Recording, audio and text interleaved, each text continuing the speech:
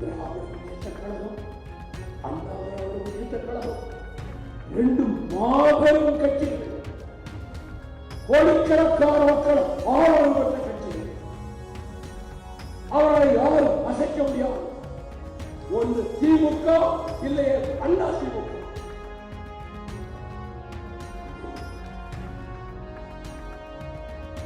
கற்பனை செய்ய முடியாத அளவுக்கு நகர்த்து தரைமட்டமாக்கி தூளாக்கிவிட்டு முதலமைச்சராக என் சகோதரர்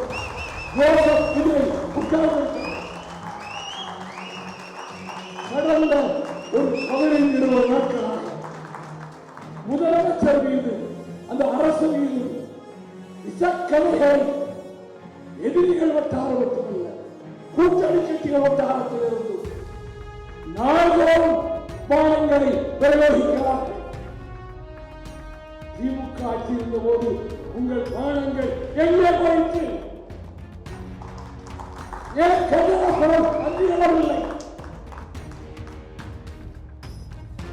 என் மீது 93 எப்படி என் மீது பழிகள் சுமத்தப்பட்டதோ, இப்போது ஒரு வார காலமாக எந்த கூட்டணியில் நான் இருந்தேனோ அந்த கூட்டணிக்கு கவலையான கட்சி அதே பாடங்களை இந்த கடந்த ஒரு வார காலமாக என் மீது தொடுத்துக் கொண்டிருக்கிறது.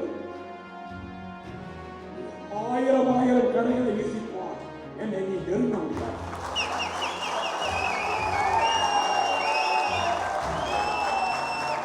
இது இத்தகைய விசாரணைகளை தாண்டி வைரம் வாய்ந்ததை எதையும் தாண்டும் இதயம் பேசுகின்றார் பேரறிஞர் அண்ணா. அந்த இதயத்தை கொண்டவன் இந்த வைகோ அபாண்டமான பொய்களை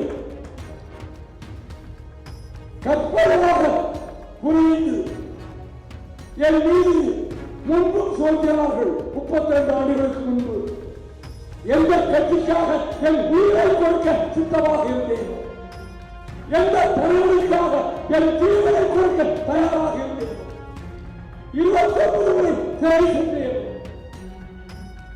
இரவு பகலும் என் வீட்டில் என் பிள்ளையை மழை நான் கேட்டதில்லை.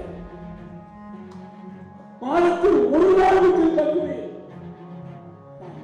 நேசித்து சேர்ந்த திராவிட முன்னேற்ற கழகத்தை மக்களிடத்தில் உயர்த்துவதற்காக என் சக்திக்கு நான் உழைத்தேன்.